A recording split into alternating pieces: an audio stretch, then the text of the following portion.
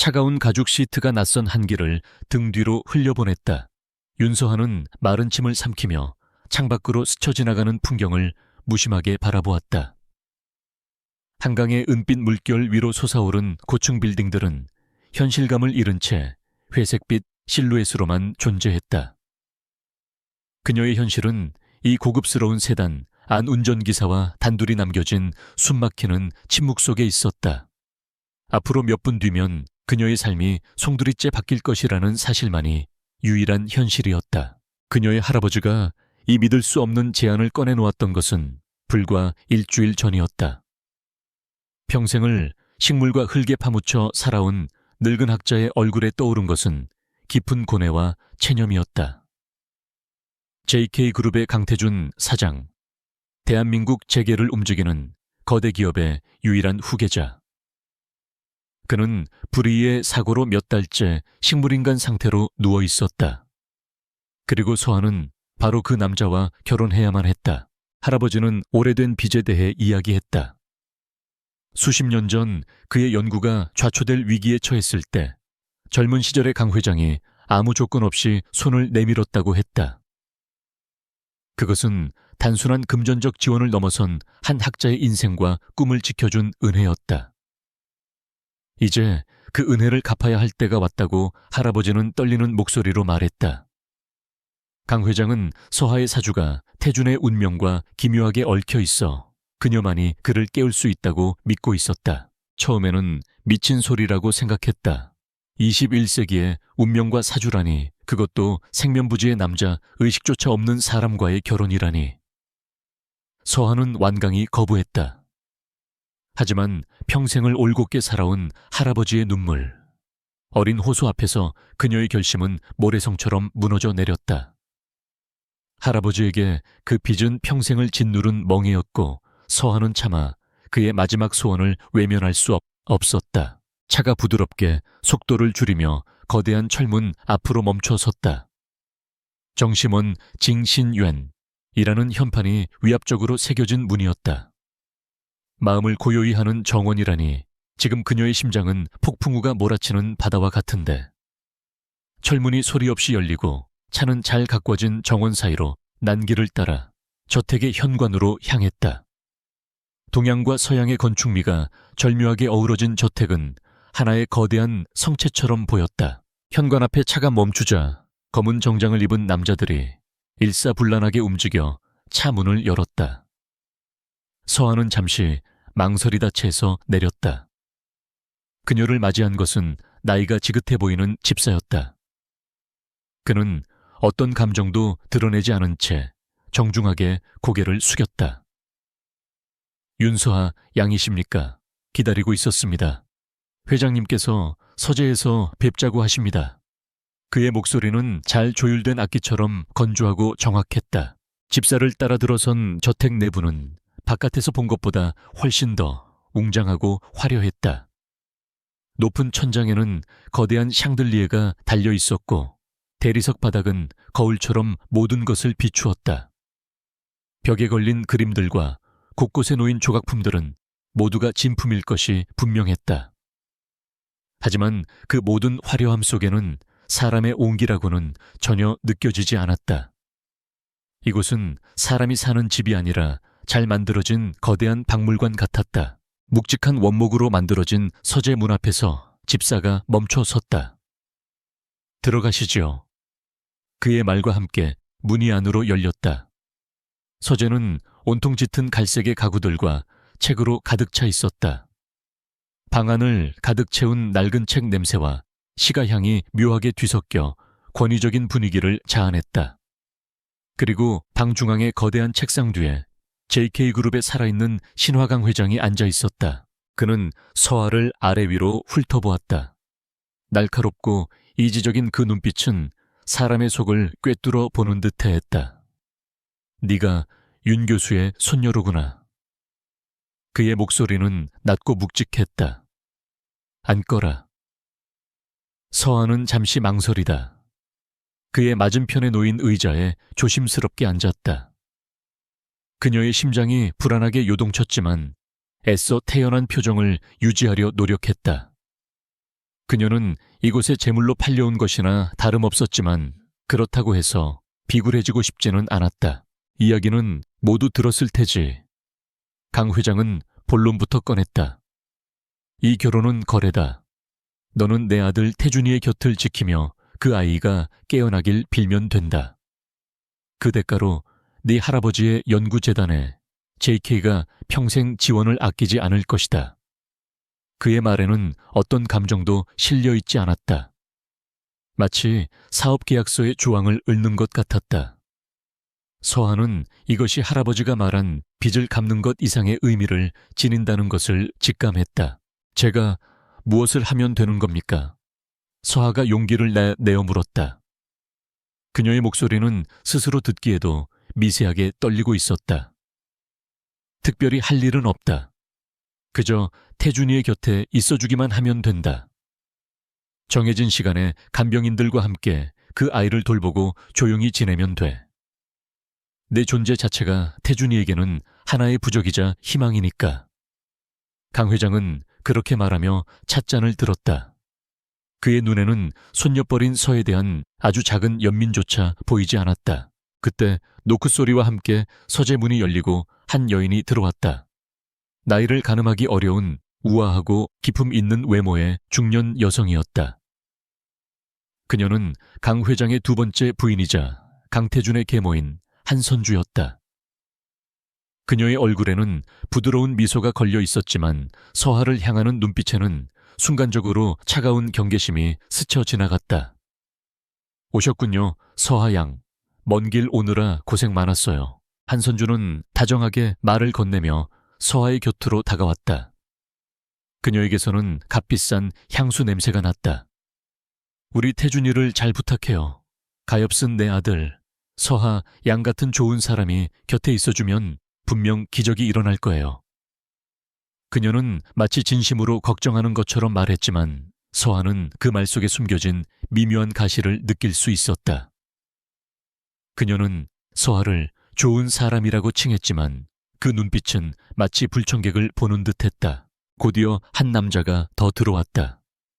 그는 한선주의 아들이자 강태준의 이복동생인 강희준이었다.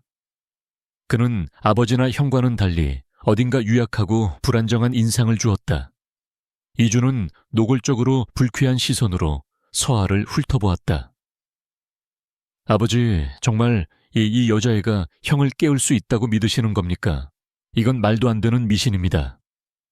그의 목소리에는 조롱과 불만이 가득했다. 강 회장의 표정이 싸늘하게 굳었다. 이준아, 내 형의 일이다. 지푸라기라도 잡는 심정인 내 앞에서 함부로 말하지 마라. 그의 호통에 이준은 입을 다물었지만 여전히 불만 가득한 눈빛으로 서하를 쏘아보았다. 서하는 순식간에 차갑게 얼어붙은 서재의 공기 속에서 숨을 죽였다. 이곳은 가족이 아니었다. 서로의 욕망과 이해관계가 첨예하게 대립하는 전쟁터였다. 강 회장은 더 이상 그들의 반발에 신경 쓰지 않겠다는 듯 자리에서 일어났다. 이제 그만 태준이에게 데려가거라. 그리고 혼인신고에 필요한 서류도 준비시켜. 법적인 절차는 오늘 안에 모두 마무리할 것이다. 그의 말은 선언이자 명령이었다. 서하는 아무런 저항도 할 수 없었다. 그녀는 그저 묵묵히 일어나 한선주와 집사의 뒤를 따를 뿐이었다. 그녀의 운명은 이미 그녀의 손을 떠나 있었다. 저택의 2층 가장 안쪽에 위치한 방이 강태준의 병실이었다. 복도를 걷는 동안 서하는 자신의 발소리가 유난히 크게 울린다고 생각했다. 문이 열리자 코를 찌르는 소독약 냄새와 함께 각종 의료기기들이 내는 기계음이 그녀를 맞았다. 방은 호텔 스위트룸만큼이나 넓고 고급스러웠지만 그 안을 채우고 있는 것은 생명이 아니라 죽음의 그림자였다. 그리고 그 방의 중앙 거대한 침대 위에 강태준이 누워 있었다. 서하는 저도 모르게 숨을 멈췄다. 사진으로만 보았던 남자. 그는 잠들어 있는 것처럼 보였다. 흐트러짐 없는 머리카락 굳게 닫힌 입술 미동도 없는 긴 속눈썹. 그는 살아있는 사람이라기보다는 너무나도 정교하게 만들어진 밀랍 인형에 가까웠다. 그의 얼굴에는 어떤 고통의 흔적도 감정의 동요도 없었다. 그저 완벽한 공허만이 존재했다. 한선주는 슬픔에 잠긴 표정을 지으며 태준의 이마를 부드럽게 쓰다듬었다. 우리 아들, 이렇게 잘생긴 얼굴을 하고서 왜 일어나질 못하니? 그녀의 목소리는 애절했지만 서하는 그녀의 눈에서 단 한 방울의 눈물도 찾아볼 수 없었다. 그것은 철저하게 계산된 연기였다. 서하는 자신도 모르게 주먹을 꽉 쥐었다. 이 가증스러운 위선자들 사이에서 그녀는 과연 살아남을 수 있을까? 집사가 서류 몇 장과 펜을 들고 다가왔다. 이곳에 서명하시면 됩니다. 그것은 혼인신고서였다. 배우자란에는 강태준이라는 이름이 이미 적혀 있었다. 서하는 잠시 망설였다.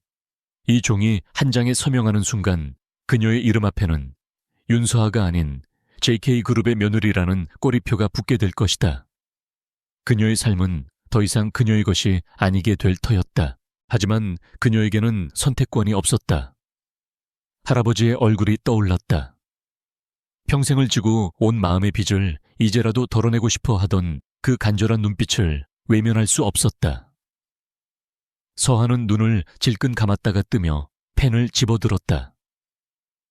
그녀는 자신의 이름을 적었다. 윤, 서, 하. 세 글자를 쓰는 동안 그녀는 자신의 영혼을 파는 기분이 들었다. 서명이 끝나자 집사는 서류를 정중하게 받아들고 물러났다. 모든 것이 끝났다. 너무나도 간단하고 허무하게 그녀는 한 남자의 아내가 되었다. 의식도 없고 사랑도 없고 미래도 없는 결혼이었다. 한선주는 만족스러운 미소를 지으며 서하의 어깨를 가볍게 두드렸다. 이제부터 한 가족이네. 잘 지내보자꾸나 아가. 아가라는 친근한 호칭이 오히려 소름 끼치게 들렸다. 그녀는 서하를 며느리가 아닌 자신의 계획에 필요한 장기말로 보고 있을 뿐이었다. 그들이 모두 방을 나가고 서하는 텅 빈 병실에 강태준과 단둘이 남겨졌다.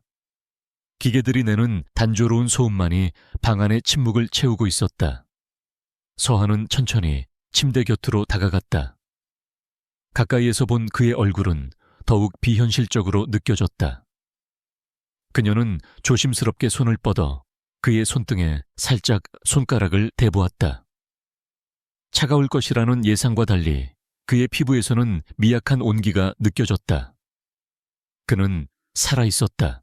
그 순간 서하의 마음속에서 이름 모를 감정이 솟아올랐다. 그것은 연민이었을까 아니면 동질감이었을까?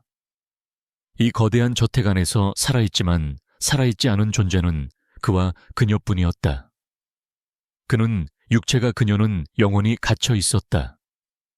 강태준 씨, 그녀가 나지막이 그의 이름을 불렀다. 대답이 돌아올 리 없다는 것을 알면서도 당신이나 나나 참 기구한 운명이네요. 서하는 의자를 끌어다 침대 옆에 앉았다. 창밖은 이미 어둠이 내리고 있었다. 그녀는 앞으로 이곳에서 어떤 날들을 보내게 될까? 이 남자는 정말 깨어날 수 있을까? 만약 그가 깨어난다면 이 모든 상황을 어떻게 받아들일까? 수많은 질문들이 그녀의 머릿속을 맴돌았지만 답을 해줄 사람은 아무도 없었다. 그녀는 그저 침묵 속에서 숨쉬는 조각상 같은 남자의 곁을 지킬 뿐이었다. 그녀는 식물학자였다. 생명의 신비를 탐구하고 죽어가는 식물을 살리는 일에 기쁨을 느끼는 사람이었다. 하지만 지금 그녀 앞에는 인간의 의학으로도 되살리지 못하는 한 남자가 누워 있었다. 강 회장은 그녀의 운명이 그를 살릴 것이라 믿었지만 서하는 운명 따위를 믿지 않았다. 그녀가 믿는 것은 오직 끈질긴 생명력과 그것을 피워내기 위한 노력뿐이었다. 서하는 문득 자신의 처지가 온실 속의 희귀 식물 같다는 생각을 했다. 외부의 비바람으로부터 완벽하게 보호받지만 스스로의 의지로는 아무것도 할 수 없는 존재. 이곳은 그녀에게 거대한 유리 온실이었다. 하지만 그녀는 연약한 꽃이 아니었다. 척박한 땅에서도 뿌리를 내리고 기어코 줄기를 뻗어내는 잡초 같은 생명력을 가진 사람이었다. 그녀는 결심했다. 이곳에서 살아남겠다고. 그리고 이 기묘한 결혼과 자신을 둘러싼 비밀들을 반드시 파헤치겠다고. 그녀의 눈빛이 이전과는 다르게 단단해졌다. 더 이상 그녀는 운명에 떠밀려온 무력한 재물이 아니었다.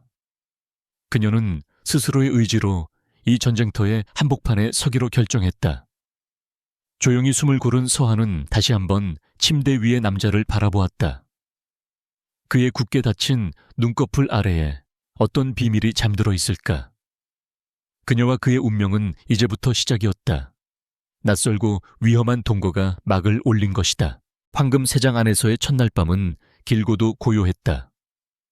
윤서한은 거대한 침대 위에서 뜬 눈으로 밤을 새웠다.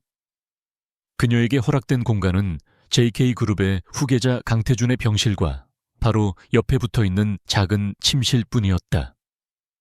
집사는 이곳을 사모님의 공간이라 불렀지만 서한은 그것이 정교하게 만들어진 감옥의 다른 이름이라는 것을 알았다. 다음 날 아침 정해진 시간에 맞춰 하녀가 들어와 그녀의 식사를 준비했다.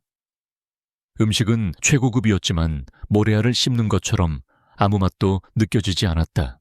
그녀의 하루는 강태준의 상태를 살피는 것으로 시작되었다. 아침이면 주치의와 간호사들이 들어와 그의 몸 상태를 확인하고 영양액을 교체했으며 기계들을 점검했다. 서한은 그들의 모든 행동을 말없이 지켜보았다. 그들은 서하를 투명 인간처럼 대했다. 그녀는 법적으로 이 남자의 아내이자 이 집의 안주인이었지만 이들에게는 그저 회장님의 기이한 변덕으로 들여놓은 장식품에 불과했다. 오후가 되면 서하는 태준의 곁에 앉아 책을 읽었다. 주로 식물에 관한 전문 서적들이었다. 책에 집중하는 동안에는 잠시나마 끔찍한 현실을 잊을 수 있었다. 때로는 그녀가 낮은 목소리로 책의 구절들을 읽어주기도 했다. 혹시라도 그의 무의식에 어떤 자극이 되지 않을까 하는 신락 같은 희망 때문이기도 했고, 그보다는 이 숨막히는 침묵을 견딜 수 없었기 때문이기도 했다. 가족들의 방문은 불규칙적이었지만 그들의 등장은 언제나 방 안의 공기를 무겁게 만들었다. 특히 한선주는 거의 매일같이 찾아와 죽은 듯이 누워있는 아들의 곁을 지키는 비련의 어머니를 연기했다. 그녀는 서에게 살갑게 대했지만 그 행동 하나하나에는 날카로운 의도가 숨어 있었다. 어머 서하 아가, 종일 여기만 있으면 답답하지 않니? 정원에 나가서 산책이라도 하렴. 태준이는 내가 보고 있을 테니. 그 말은 언뜻 배려처럼 들렸지만 사실은 이곳은 자신의 구역이니 너는 잠시 비켜달라는 무언의 압박이었다. 서한은 그녀의 의도를 알면서도 순순히 자리에서 일어났다. 저항해봤자 자신에게 이로울 것이 없다는 것을 알기 때문이었다. 그녀는 정원으로 나가는 대신 방 옆에 딸린 작은 서재로 들어가 문틈으로 조용히 병실 안을 살폈다. 한선주는 서아가 사라지자마자 슬픔에 잠긴 표정을 지우고 날카로운 눈으로 아들의 상태와 의료기기들을 꼼꼼히 살폈다. 그녀의 행동은 아들을 걱정하는 어머니의 행동이 아니었다. 그것은 자신의 중요한 자산에 문제가 없는지 확인하는 관리자의 모습에 가까웠다. 서하는 등골이 서늘해지는 것을 느꼈다. 강희주는 더욱 노골적이었다. 그는 가끔씩 들러 콧방귀를 뀌며 비아냥거렸다. 아직도 우리 형은 잠자는 숲속의 왕자님이군. 그런데 왕자님을 깨울 공주님께서는 별 능력이 없으신가 봐. 그는 서하를 위아래로 훑어보며 경멸적인 미소를 지었다. 서하는 그의 조롱에 아무런 대꾸도 하지 않았다. 그녀의 무관심이 그를 더욱 화나게 만든다는 것을 알았기 때문이다. 그녀의 침묵은 무력함의 표현이 아니라 상대를 파악하기 위한 방어기제였다. 강 회장은 일주일에 한두 번 모습을 드러냈다. 그는 늘 같은 질문을 던졌다. 태준이에게 무슨 변화는 없었나? 그의 눈에는 오직 후계자에 대한 집착만이 가득했다. 서하라는 인간에 대한 관심은 티끌만큼도 없었다. 며칠이 지나면서 서한은 이 집안의 권력 구도를 명확하게 파악하게 되었다. 모든 권력은 강 회장에게서 나왔지만 실질적인 안살림과 태준에 대한 통제권은 한선주가 쥐고 있었다. 강 회장은 한선주의 야심을 알면서도 그녀를 내치지 못했다. 아마도 그녀의 친정이 가진 정치적 배경 때문일 것이다. 그리고 강희준은 그저 어머니의 치맛자락 뒤에 숨어 호시탐탐 형의 자리를 노리는 허수아비에 불과했다. 그러던 어느 날 서한은 미묘한 위화감을 감지했다. 그것은 태준의 의료 차트에서 시작되었다. 매일 같은 시간에 같은 약물이 투여되고 있었다. 약물의 이름은 전문 용어라 알 수 없었지만 서한은 식물학자로서 약초와 독초에 대한 깊은 지식을 가지고 있었다. 그녀의 관찰력은 일반인들보다 훨씬 예리했다. 그녀는 밤마다 교대하는 특정 간호사가 그 약물을 주사한다는 사실을 알아차렸다. 그녀는 방 안에 비치된 태블릿 PC를 이용해 몰래 그 약물의 성분을 검색하기 시작했다. 검색은 쉽지 않았다. 의료용 데이터베이스에 접근하려면 특별한 권한이 필요했다. 하지만 서한은 포기하지 않았다. 그녀는 식물 성분 데이터베이스를 역으로 추적하는 방식으로 약물의 기본 분자 구조와 유사한 식물성 알칼로이드 성분을 찾아내는데 성공했다. 그리고 그 결과를 보고 온몸이 차갑게 굳어버렸다. 그 약물의 주성분은 신경 활동을 억제하는 강력한 진정제였다. 물론 소량을 사용하면 환자의 경련을 막고 안정을 유지하는 데 도움이 될 수 있었다. 하지만 차트에 기록된 투여량은 일반적인 경우보다 훨씬 많았다. 이 정도의 양을 장기간 투여하게 되면 환자의 뇌는 깊은 수면 상태에서 벗어날 수 없게 된다. 그것은 치료가 아니라 현상 유지를 위한 혹은 회복을 고의로 방해하기 위한 처방이었다. 누군가가 강태준이 깨어나는 것을 원치 않고 있었다. 명백한 사실이었다. 범인은 어렵지 않게 추측할 수 있었다. 이 집에서 태준이 영원히 잠들어 있기를 바라는 사람, 그리고 그의 치료 과정에 직접적으로 개입할 수 있는 힘을 가진 사람. 용의자는 단 한 명, 바로 한선주였다. 서한은 온몸에 소름이 돋는 것을 느꼈다. 이것은 단순한 권력 다툼이 아니었다. 명백한 살인 미수이자 진행 중인 범죄 현장이었다. 그날 이후 서하의 모든 행동은 더욱 신중해졌다. 그녀는 낮에는 여전히 책을 읽고 태준의 곁을 지키는 순종적인 며느리를 연기했다. 하지만 밤이 되면 그녀는 예리한 눈을 가진 조사자로 변했다. 그녀는 간호사들의 교대 시간, 약물 투여 방식, 그들의 미세한 표정 변화 하나까지도 놓치지 않고 머릿속에 기록했다. 특히 그 문제의 약물을 투여하는 반번 간호사의 행동은 유심히 관찰할 필요가 있었다. 그 간호사는 다른 이들과는 달리 말이 없고 자신의 임무만 기계적으로 수행했다. 그리고 그녀는 한선주가 직접 고용했다는 사실을 다른 하녀들의 대화를 통해 우연히 엿듣게 되었다. 모든 조각들이 하나의 그림을 향해 맞춰지고 있었다. 서한은 자신이 거대한 음모의 한가운데에 던져졌다는 것을 깨달았다. 그리고 이 음모의 가장 약한 고리는 바로 자기 자신이었다. 만약 한선주가 서하의 의심을 눈치챈다면 그녀는 다음 희생양이 될지도 모른다. 서하는 두려웠다. 하지만 동시에 분노가 치밀어 올랐다. 의식 없이 누워있는 남편에게 연민을 느꼈고 그의 생명을 가지고 장난치는 자들의 잔인함에 치를 떨었다. 그녀는 더 이상 이 상황을 방관할 수 없었다. 어떻게든 증거를 찾아야 했다. 하지만 어떻게 이 거대한 성체 안에서 그녀는 철저히 고립되어 있었다. 그녀의 모든 행동은 감시당하고 있었고 외부와의 연락도 자유롭지 못했다. 그녀는 자신의 유일한 무기가 지식이라는 것을 깨달았다. 그녀는 식물학자였다.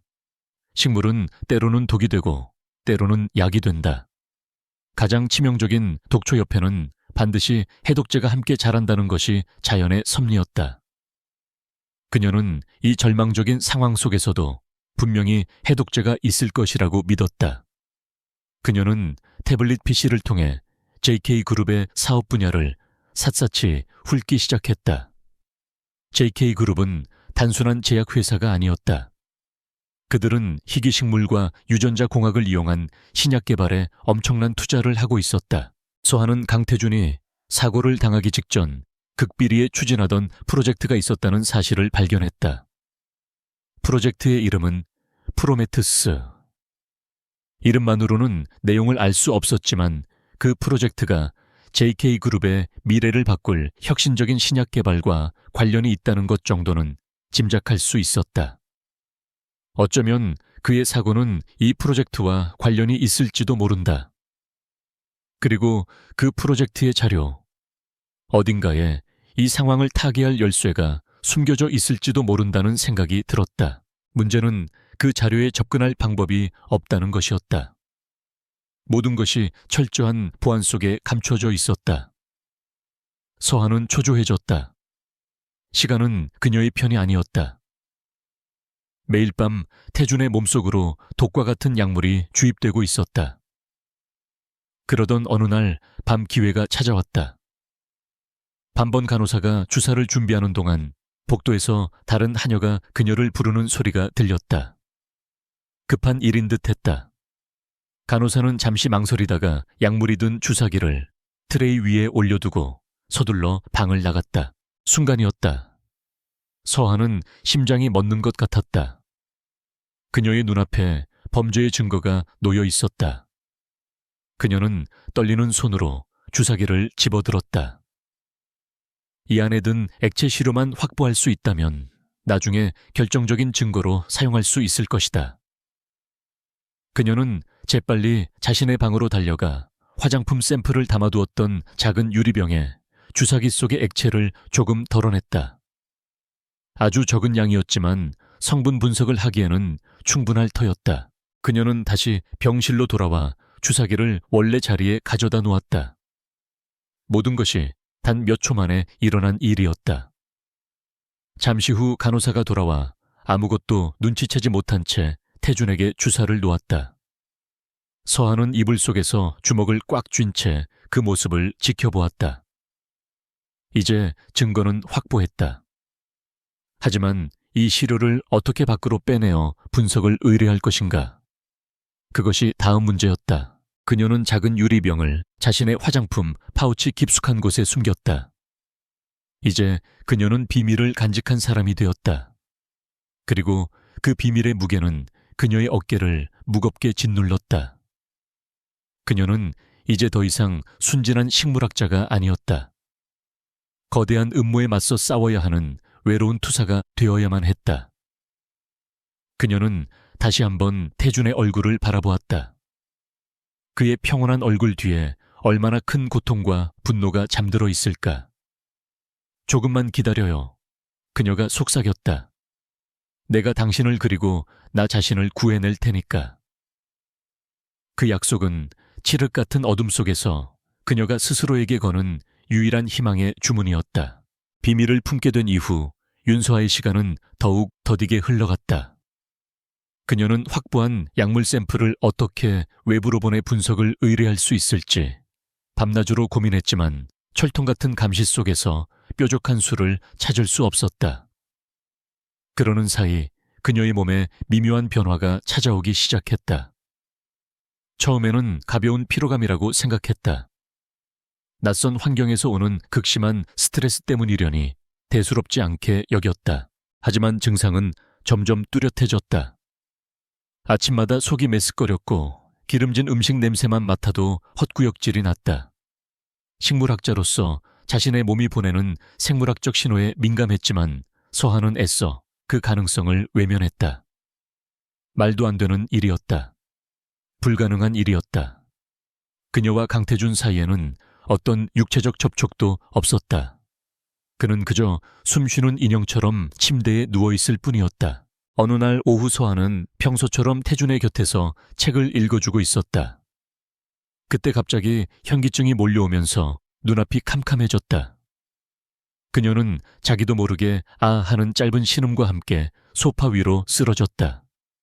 마침 방을 지나가던 하녀가 그 모습을 발견하고 비명을 질렀고 저택은 순식간에 발칵 뒤집혔다. 잠시 후 강 회장의 주치의가 급하게 달려와 서아의 상태를 살폈다. 정밀 검사를 해야 한다는 의사의 말에 따라 서아는 저택 내부에 마련된 작은 의료실로 옮겨졌다. 강 회장과 한선주, 강기준까지 모두가 걱정스러운 얼굴로 혹은 초조한 얼굴로 의료실 문 밖에서 결과를 기다렸다. 서아는 자신이 단순한 영양실조나 스트레스성 쇼크이기를 바랐다.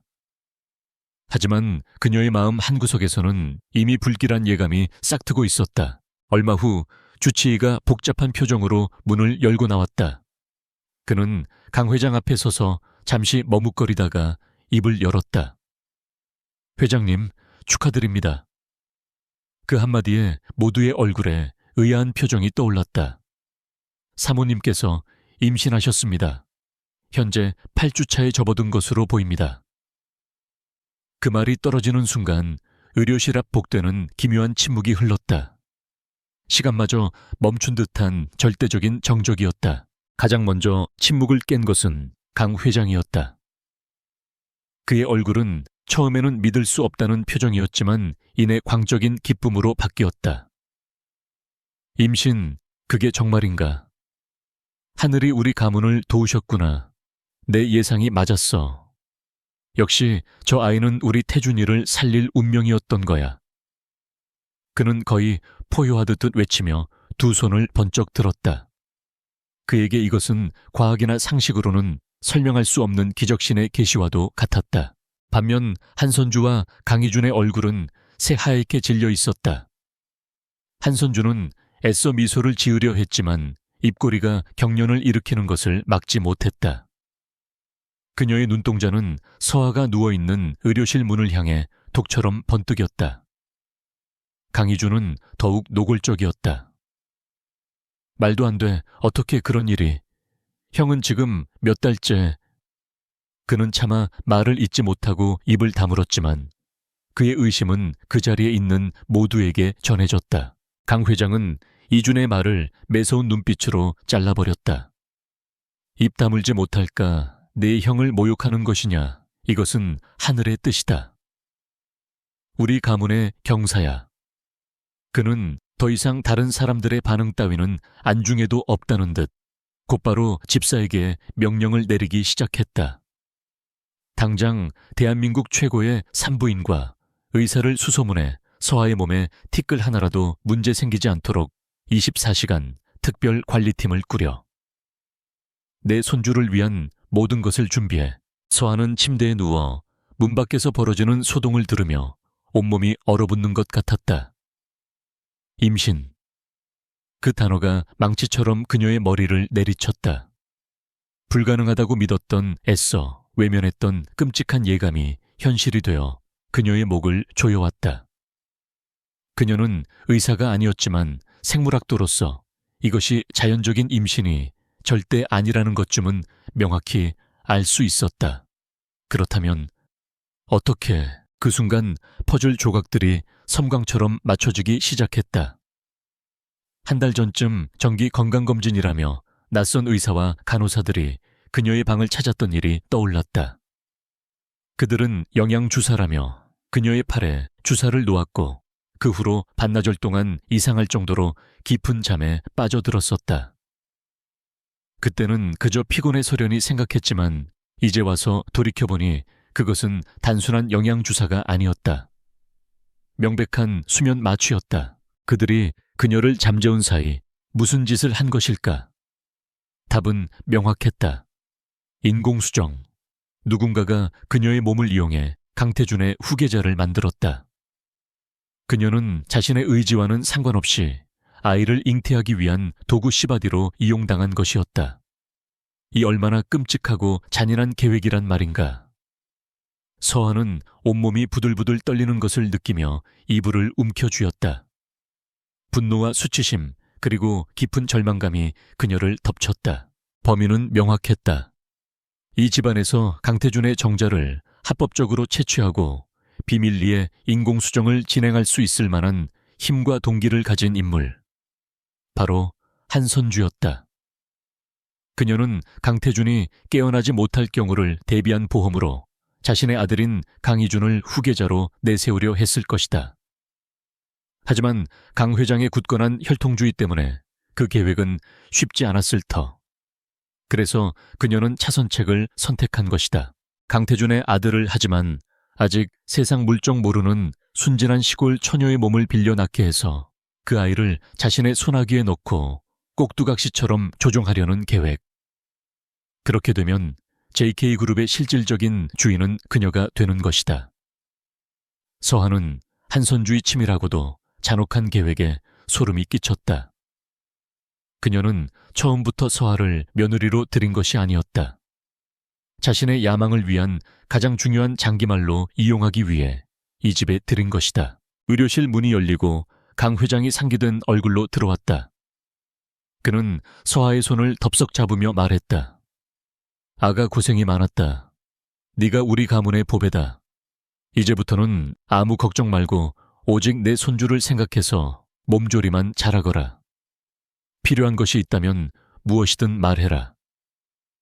그의 목소리는 더없이 인자했지만 서하는 그 눈빛에서 자신을 인격체가 아닌 귀한 보물을 품은 상자로 여기는 것을 똑똑히 보았다. 뒤어 들어온 한선주는 슬픔과 기쁨이 뒤섞인 오묘한 표정으로 서하의 머리를 쓰다듬었다. 정말 잘 됐구나, 아가. 하늘에 계신 우리 태준이 어머니도 기뻐하실 거야. 네가 우리 태준이에게 정말 큰 선물을 주었어. 그녀의 위선적인 연기는 완벽했지만 그녀의 손길이 닿는 순간 서하는 뱀이 피부를 스치는 듯한 혐오감을 느꼈다. 이 여자가 바로 자신의 몸을 더럽힌 범인이었다. 서하는 아무 말도 할 수 없었다. 지금 진실을 말해봤자 아무도 믿어주지 않을 것이다. 오히려 뱃속의 아이를 부정하는 미친 여자로 몰릴 것이 뻔했다. 그녀는 그저 멍한 표정으로 그들의 위선적인 축하를 받아들여야만 했다. 그녀의 침묵을 그들은 충격과 기쁨으로 인한 반응이라고 제멋대로 해석했다. 하지만 서하의 머릿속은 그 어느 때보다 차갑고 명료하게 움직이고 있었다. 이 아이는 음모의 산물이었다. 끔찍한 범죄의 결과물이었다. 하지만 동시에 이 아이는 그녀의 아이였다. 그녀의 뱃속에서 자라고 있는 작은 생명이었다. 그리고 이 아이는 이제 그녀를 지켜줄 유일한 방패이자 그녀가 휘두를 수 있는 가장 강력한 무기였다. 한선주는 자신이 서하를 완벽하게 통제하고 있다고 생각하겠지만 그녀는 큰 실수를 저지른 것이다. 그녀는 서에게 결코 빼앗길 수 없는 것을 주어버렸다. 그날 밤 서하는 자신의 침실에서 조용히 배를 감싸 안았다.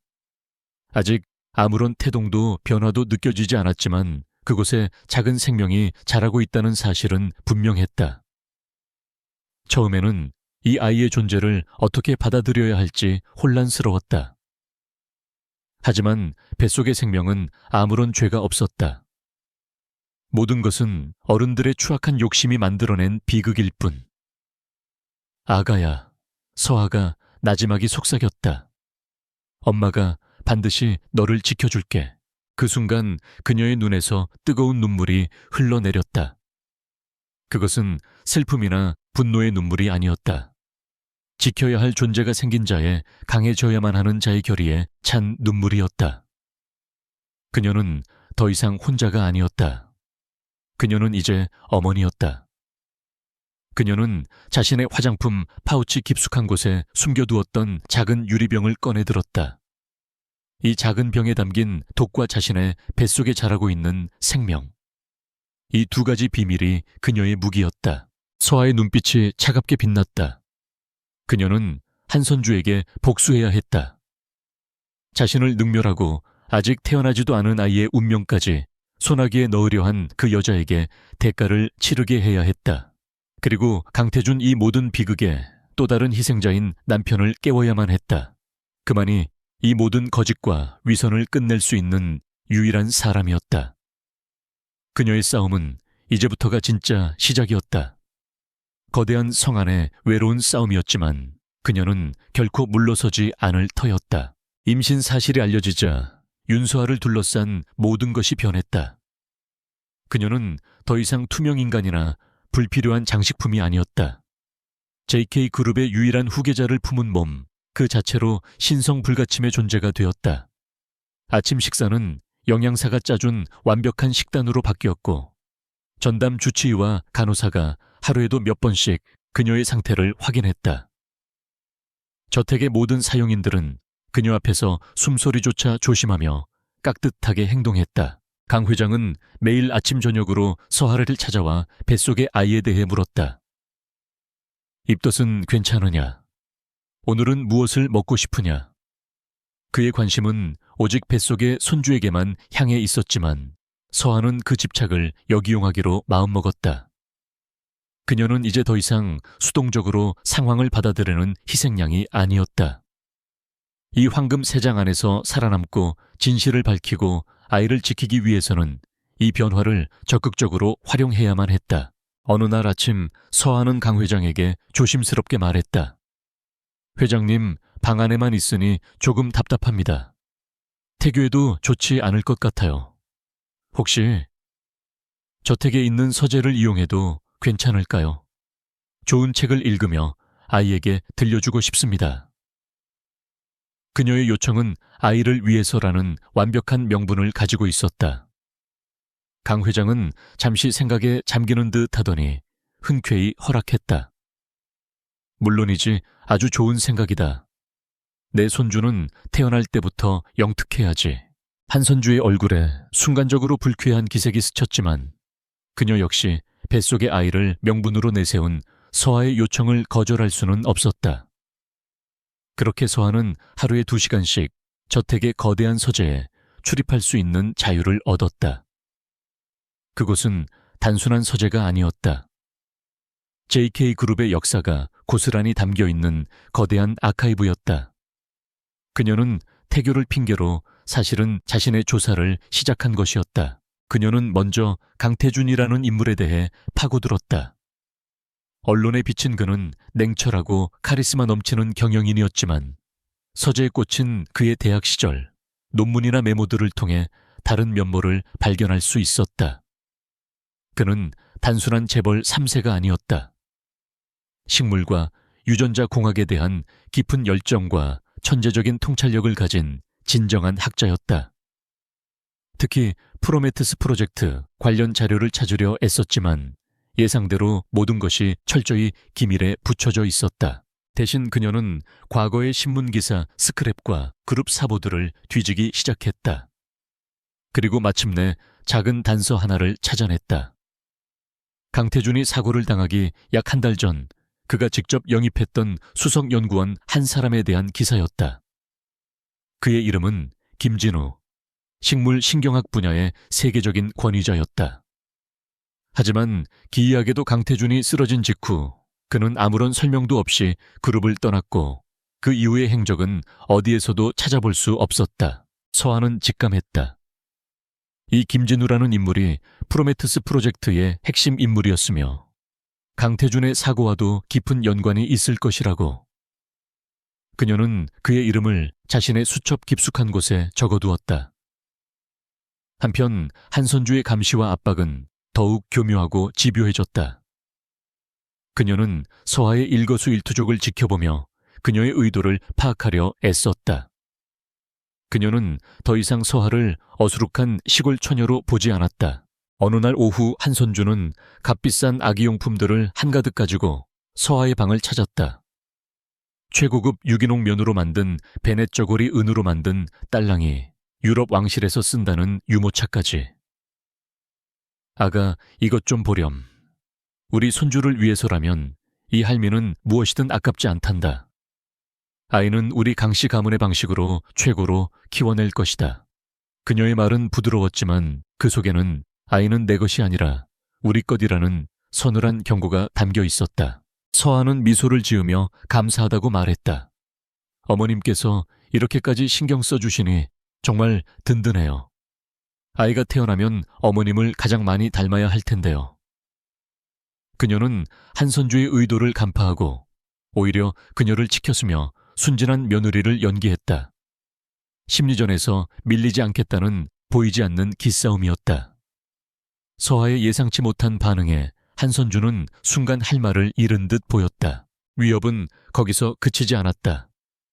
며칠 뒤 서하가 정원을 산책하고 있을 때였다. 그녀의 앞에서 정원사가 가지치기를 하던 사다리가 우연히 쓰러졌다. 서하가 놀라 뒷걸음질 치지 않았다면 그대로 맞을 뻔한 아찔한 순간이었다. 정원사는 새파랗게 질린 얼굴로 달려와 용서를 빌었다. 모든 것이 사고처럼 보였지만 서하는 그 정원사의 눈빛 저편에서 자신을 지켜보고 있는 한선주의 그림자를 보았다. 그것은 명백한 경고였다. 내 목숨과 아이의 목숨은 내 손에 달려있다. 그러니 얌전히 굴어라. 서하는 그날 밤 자신의 방으로 돌아와 두려움에 떨었다. 하지만 그 두려움은 곧바로 차가운 분노로 바뀌었다. 그녀는 이 모든 일을 비밀 일기장에 꼼꼼히 기록했다. 날짜, 시간, 장소, 그리고 자신의 생각까지. 언젠가 이 기록들이 한선주의 죄를 증명할 중요한 증거가 될 것이라 믿었다. 그녀는 더 이상 물러설 곳이 없었다. 그녀의 등 뒤에는 뱃속에 아이가 있었다. 그녀는 더욱 대담해져야만 했다. 그녀는 저택의 오래된 사용인들에게 접근하기 시작했다.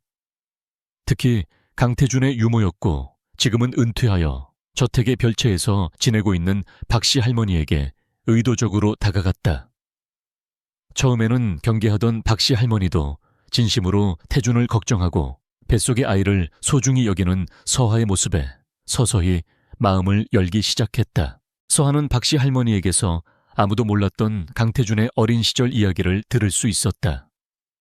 그가 얼마나 총명하고 따뜻한 아이였는지, 그리고 친어머니가 돌아가시고 한선주가 새어머니로 들어온 이후 얼마나 힘든 시간을 보냈는지에 대해서.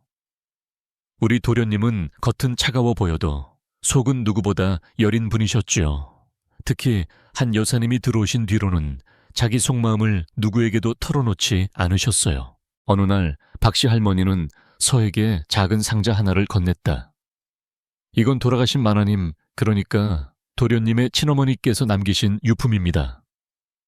도련님이 정말 아끼던 것인데 지금은 제가 가지고 있는 것이 맞을 것 같아서요.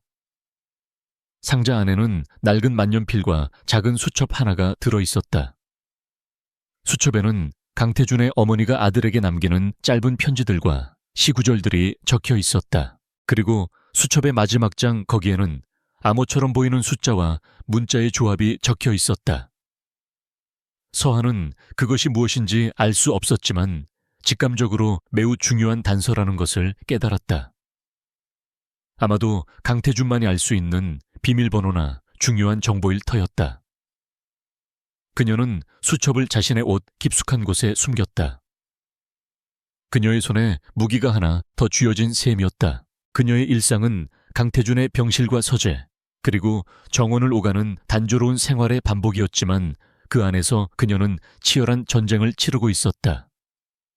한편으로는 교묘한 위협을 가해오는 한선주와 심리전을 벌여야 했고, 다른 한편으로는 과거의 조각들을 맞춰나가며 진실에 다가서야 했다. 그리고 그 모든 시간 동안 그녀는 변함없이 강태준의 곁을 지켰다. 이제 그녀는 그에게 책만 읽어주지 않았다. 그녀는 자신의 하루 일과를, 서재에서 발견한 사실들을, 그리고 뱃속의 아이에 대한 이야기를 나지막이 들려주었다. 태준 씨, 오늘 당신의 어머니가 남기신 수첩을 봤어요. 당신을 얼마나 사랑하셨는지 알겠더군요. 그리고 우리 아기는 오늘 처음으로 발길질을 했어요. 당신도 느껴야 할 텐데. 그녀의 목소리는 허공에 흩어졌지만 그녀는 그가 듣고 있다고 믿었다. 그것은 그녀 자신을 위한 의식이기도 했다. 이 외로운 싸움에서 그녀의 유일한 동맹은 바로 침대에 누워있는 이 남자와 뱃속의 아이뿐이었다. 그녀는 두 사람을 위해서라도 결코 포기할 수 없었다. 시간은 서하의 편인 듯 하면서도 아니었다. 그녀의 배는 점점 불러왔고 아이가 태어날 날이 가까워질수록 한선주의 압박은 더욱 거세질 것이 분명했다. 그 전에 모든 것을 끝내야 했다. 김진우 박사를 찾고 수첩 속 암호의 비밀을 풀어야만 했다. 그녀의 눈빛은 그 어느 때보다 단단하고 결연했다. 윤서아의 가장 큰 무기이자 가장 깊은 불안은 시간이었다. 불러오는 배는 그녀의 지위를 공고히 해주는 동시에 아이가 태어나기 전에 모든 것을 끝내야 한다는 압박감을 더했다. 그녀는 더 이상 혼자서 이 싸움을 감당할 수 없다는 것을 깨달았다. 그녀에게는 동맹이 이 거대한 성체 안에서 믿고 의지할 수 있는 단 한 사람이 절실하게 필요했다. 그리고 그 유일한 희망은 박씨 할머니였다. 서한은 며칠에 걸쳐 신중하게 박씨 할머니를 떠보았다. 그녀는 태준의 건강에 대한 깊은 우려를 표하며 주치의의 처방에 대해 의문을 제기하는 듯한 말을 무심코 던졌다. 요즘 태준 씨의 안색이 더 안 좋아지는 것 같아요. 매일 맞는 영양제가 정말 도움이 되는 걸까요? 그녀는 박씨 할머니의 반응을 살폈다. 만약 할머니가 이 말을 한선주에게 전한다면 그녀는 완벽한 고립 상태에 빠지게 될 터였다. 하지만 박씨 할머니는 그저 깊은 한숨을 내쉴 뿐이었다. 그러게 말입니다. 제가 보기에도 도련님 기력이 예전 같지 않아요. 하지만 저 늙은이가 뭘 알겠습니까? 그저 의사 선생님들 처방만 믿을 수밖에요. 그녀의 눈빛에는 서에 대한 의심이 아닌 진심 어린 걱정과 무력감이 담겨 있었다. 서한은 결심했다. 그녀는 이 늙은 충신에게 자신의 비밀 일부를 털어놓기로 했다. 그날 밤 서한은 모두가 잠든 시간을 틈타 박씨 할머니의 처소인 별채를 찾았다. 그녀는 자신이 몰래 확보한 약물 샘플이 담긴 작은 유리병을 할머니 앞에 내밀었다. 할머니, 이건 태준 씨가 매일 밤 맞고 있는 약이에요. 저는 이게 치료제가 아니라 오히려 태준 씨가 깨어나는 걸 막고 있는 독이라고 생각해요. 서하의 목소리는 낮았지만 그 안에는 흔들림 없는 확신이 담겨 있었다. 박씨 할머니의 얼굴이 하얗게 질렸다. 그녀는 서하와 유리병을 번갈아 보며 떨리는 목소리로 물었다. 마님, 이게 대체 무슨... 서하는 지난 몇 주간 자신이 관찰하고 추리했던 모든 것을 털어놓았다. 한선주의 의심스러운 행동, 밤번 간호사의 정체, 그리고 자신의 임신이 결코 자연스러운 일이 아니었을 것이라는 끔찍한 추측까지. 모든 것을 들은 할머니는 한동안 말을 잇지 못하고 입술만 파르르 떨었다. 마침내 그녀는 결심한 듯 서하의 손을 꽉 잡았다. 제가 돕겠습니다, 마님. 제가 이 집에서 늙은 것 말고는 내세울 게 없지만 제 눈과 귀가 되어 드릴 수는 있습니다. 돌아가신 사모님과 우리 도련님을 위해서라도 이대로 썩어가는 것을 보고만 있을 수는 없습니다. 늙은 충신의 눈에서 뜨거운 눈물이 흘러내렸다. 서하는 그 순간 칠흑 같은 어둠 속에서 한 줄기 빛을 발견한 기분이었다. 그들의 첫 번째 임무는 약물 샘플을 외부로 보내 분석을 의뢰하는 것이었다. 박씨 할머니는 매주 한 번 병원 진료를 핑계로 외출이 허락되었다. 그녀는 자신의 오랜 지인이자 은퇴한 약사에게 이 샘플을 전달하기로 했다. 다음 외출날 할머니는 서하가 건넨 작은 유리병을 자신의 옷 깊숙이 숨긴 채 저택을 나섰다. 서하는 그녀의 뒷모습이 보이지 않을 때까지 창가에서 초조하게 지켜보았다. 기다리는 동안 서하는 다른 단서를 찾기 시작했다.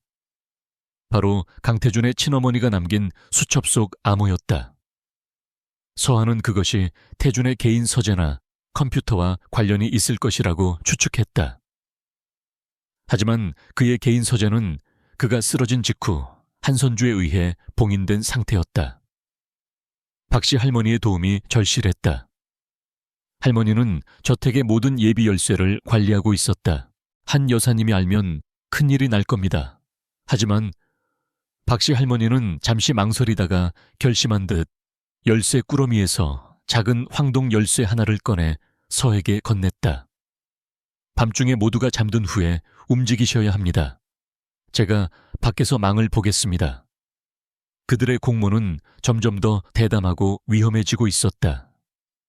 그날 자정서하는 유령처럼 조용히 복도를 걸어 강태준의 서재 앞에 섰다. 열쇠가 자물쇠에 맞아 들어가는 소리가 유난히 크게 들렸다.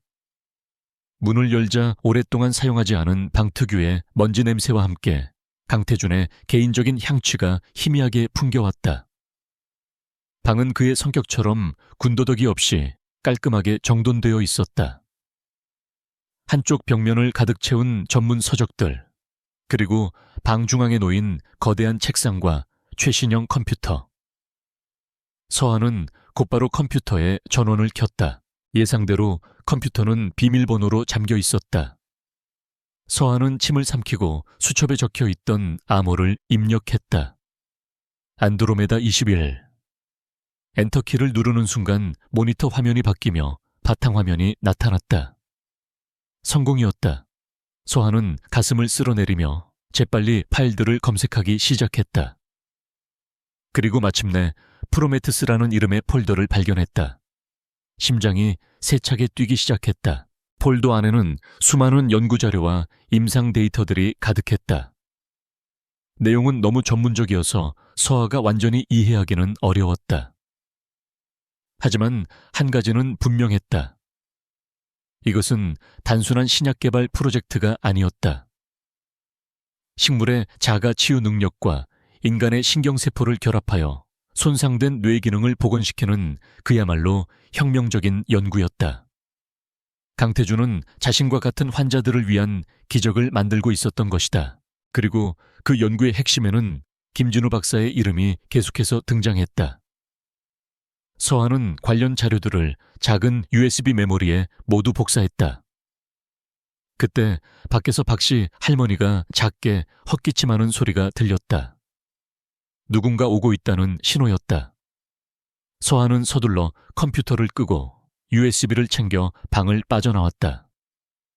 복도 저편에서 야간 순찰을 도는 경비원의 발소리가 들려왔다. 아슬아슬한 순간이었다. 며칠 후 박씨 할머니가 외출해서 돌아왔다. 그녀의 얼굴은 굳어 있었다. 그녀는 서에게 작은 봉투 하나를 건넸다. 약물 분석 결과였다. 결과는 서하의 예상을 한치도 벗어나지 않았다. 약물의 주성분은 강력한 신경 억제제였으며 처방된 농도는 혼수 상태 환자의 뇌 회복을 영구적으로 차단할 수 있을 정도의 치사량에 가까운 수준이었다. 그것은 치료가 아닌 느리고 조용한 살인이었다. 서한은 차갑게 분노하며 분석 결과지를 움켜쥐었다. 이제 명백한 증거가 그녀의 손에 있었다. 남은 것은 김진우 박사를 찾는 것뿐이었다. 박씨 할머니는 자신의 인맥을 총동원해 김 박사의 행방을 수소문하기 시작했다. 그 과정에서 한선주의 감시망은 더욱 촘촘해졌다. 그녀는 서하의 행동 방향이 넓어진 것을 눈치채고 새로운 전담 한녀를 붙여 그녀를 그림자처럼 따라다니게 했다. 새로운 한녀는 말수가 적고 언제나 무표정했지만 서하는 그녀의 눈이 한시도 자신에게서 떨어지지 않는다는 것을 느꼈다. 서하와 박씨 할머니의 대화는 이제 눈빛과 짧은 메모로만 이루어졌다. 숨막히는 긴장감 속에서 며칠이 더 흘렀다. 마침내 박씨 할머니가 결정적인 정보를 가지고 왔다. 김진우 박사가 모든 것을 버리고 남해의 작은 어촌 마을에 은둔해 있다는 소식이었다. 이제 마지막 관문이 남았다. 어떻게 이 철옹성 같은 저택을 빠져나가 김진우 박사를 만날 것인가? 서한은 불러온 배를 가만히 쓰다듬었다. 이 아이가 그녀를 이곳에 묶어두는 족쇄이기도 했지만 동시에 유일한 탈출의 열쇠가 될 수도 있었다. 그녀는 며칠 동안 음식을 거의 입에 대지 않으며 심각한 영양실조 상태인 것처럼 연기했다. 그리고 마침내 모두가 예상했던 대로 다시 한번 쓰러졌다. 저택의 주치의는 외부 대형 병원에 정밀 진단이 필요하다는 소견을 내놓았다. 아이의 안위가 달린 문제였기에 강 회장도 한선주도 반대할 수 없었다. 서하의 계획대로였다. 병원으로 이송되는 날, 서한은 박씨 할머니의 도움을 받아 구급차 오르기 직전 병원 직원으로 위장한 할머니의 조카가 운전하는 차로 바꿔 타는데 성공했다. 모든 것이 순식간에 이루어졌다. 그녀의 심장은 터질 듯이 뛰었지만 정신은 그 어느 때보다 또렷했다. 차가 저택의 정문을 빠져나가는 순간 서한은 비로소 짧은 해방감을 맛보았다. 하지만 그녀는 알고 있었다. 이것은 끝이 아니라 더 위험한 시작이라는 것을. 윤서아가 사라졌다는 사실이 알려지기까지는 오랜 시간이 걸리지 않았다. 그녀를 태운 구급차가 병원에 도착했을 때 그 안은 텅 비어 있었다. 소식은 즉시 강 회장에게 보고되었고 거대한 저택은 벌집을 쑤셔놓은 듯한 혼돈에 휩싸였다. 강 회장의 분노는 하늘을 찔렀다. 그의 분노는 며느리의 안위를 걱정하는 시아버지의 그것이 아니었다. 자신의 유일한 후계자 황금 같은 핏줄을 품고 사라진 암컷에 대한 소유주의 분노였다. 찾아내 대한민국 땅을 전부 뒤져서라도 당장 찾아내 머리카락 한 올이라도 상하게 하는 놈은 내 손으로 죽여버릴 테다. 그의 고함 소리가 저택 전체를 울렸다. 경호원들과 집사는 땀을 뻘뻘 흘리며 사방으로 흩어졌다. 강 회장은 서아가 누군가에게 납치되었거나 혹은 다른 꿍꿍이를 품고 스스로 도망쳤다고 생각했다. 어느 쪽이든 그에게는 용납할 수 없는 일이었다. 가장 필사적으로 움직인 것은 한선주였다. 그녀는 강 회장과는 다른 의미에서 절박했다. 만약 서아가 이대로 세상 밖으로 나가 경찰에 신고라도 하거나 언론의 모든 사실을 폭로해버린다면 그녀의 인생은 그대로 끝장이었다. 그녀는 강 회장의 공식적인 수색팀과는 별개로 자신이 동원할 수 있는 모든 어두운 인맥을 총동원하여 서아의 뒤를 쫓기 시작했다. 강 회장의 목표가 회수라면 한선주의 목표는 제거였다. 이 모든 혼돈의 중심에서 강 회장은 누구도 예상치 못한 다음 수를 두었다. 그는 서하의 탈출이 자신의 통제력이 약해졌다는 신호라고 판단했다. 그는 며느리를 되찾아오기 위한, 그리고 설령 되찾아오지 못하더라도 뱃속의 아이에 대한 자신의 소유권을 만천해 공고히 하기 위한 극약 처방을 내리기로 결심했다. 그는 즉시 JK그룹의 긴급 이사회를 소집했다. 다음 날 오전 JK그룹 본사 최고층 회의실에는 긴장감이 감돌았다. 주요 임원들과 대주주들은 갑작스러운 이사회 소집의 이유를 알지 못한 채 불안한 눈빛으로 강 회장을 바라보았다. 마침내 무겁게 입을 연 강 회장의 발언은 회의실 전체를 충격에 빠뜨렸다. 오늘 이 자리를 빌려 내 개인적인 결정을 하나 발표하고자 하오. 나는 내 명의로 된 JK그룹의 지분 중 30%를 새로 설립될 신탁기금에 증여할 것이오. 회의실이 술렁였다. 그룹 총수의 지분 30%는 그룹의 경영권 자체를 흔들 수 있는 엄청난 규모였다. 한선주와 강희주는 자신들의 귀를 의심했다. 그 기금은 곧 태어날 나의 유일한 손주를 위한 것이오. 강 회장의 목소리는 낮았지만 회의실의 모든 소음을 압도할 만큼 단호했다. 그는 마지막 결정타를 날렸다. 그리고 그 신탁기금의 유일한 관리인이자 법적 후견인은 내 손주의 어머니인 윤서아 씨가 될 것이오. 폭탄 선언이었다. 이 결정은 윤서아라는 존재를 하루아침에 JK그룹의 가장 강력한 대주주 중 한 명으로 만드는 것이었다. 그것은 강 회장이 서에게 보내는 메시지였다. 돌아너라. 그러면 이 모든 부와 권력을 너에게 주겠다. 하지만 만약 돌아오지 않는다면 너는 JK그룹 전체의 적이 될 것이다. 그는 서아를 황금으로 만든 족쇄로 올가매려 한 것이다. 동시에 이 결정은 한선주와 강희준의 숨통을 완전히 끊어놓는 비수이기도 했다. 그들이 물려받을 것이라고 믿었던 막대한 지분이 공중으로 사라져버렸다. 이제 그들은 그룹 내에서 아무런 실권도 없는 껍데기 신세로 전락할 위기에 처했다. 한선주는 우아한 미소 뒤로 분노에 찬 주먹을 꽉 쥐었다. 늙은 여우가 자신을 완벽하게 물 먹인 것이다. 이제 서하를 찾아 없애야 할 이유가 하나 더 늘었다. 한편 그 시각 윤서하는 박씨 할머니의 조카가 운전하는 낡은 채 몸을 싣고 남쪽으로 향하고 있었다. 그녀는 최대한 눈에 띄지 않기 위해 낡은 옷과 모자로 변장했지만 언제 누가 자신을 알아볼지 모른다는 불안감에 심장이 계속해서 졸아들었다.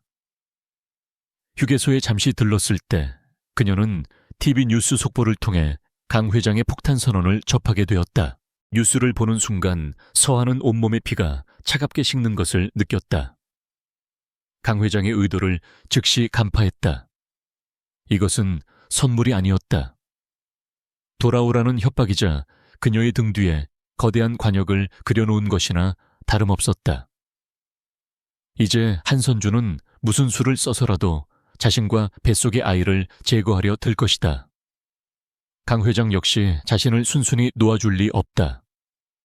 그녀는 이제 대한민국에서 가장 위험하고 가장 비싼 몸이 되어버렸다.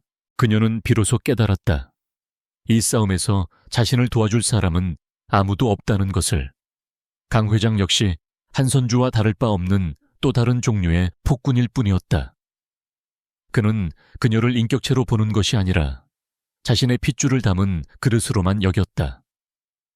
그녀가 믿을 수 있는 것은 오직 자기 자신뿐이었다.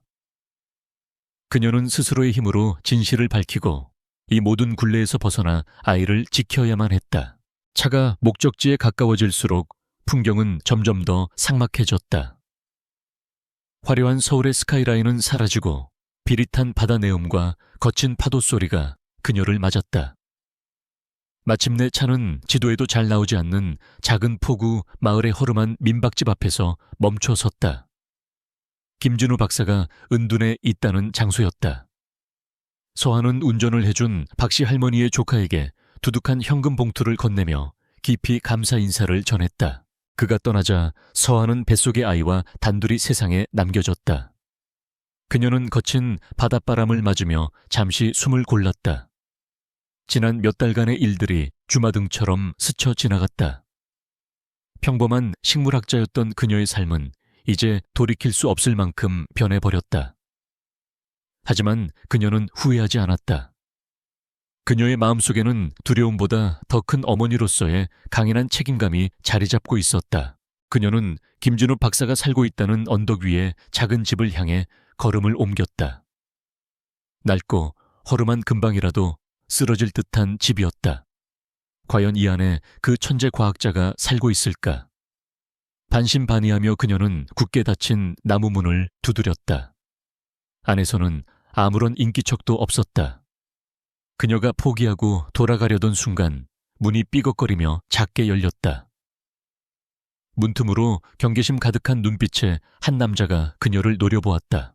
그는 몇 년은 좋게 깎지 않은 듯 단 덥수룩한 수염에 연구자라기보다는 피폐한 삶에 찌든 어부 같은 모습이었다. 누구요? 그의 목소리는 거칠고 낮았다. 서하는 침을 꿀꺽 삼키고 용기를 내어 입을 열었다. 김진우 박사님 맞으시죠? 저는 JK그룹의 강태준 사장님의 아내 되는 사람입니다.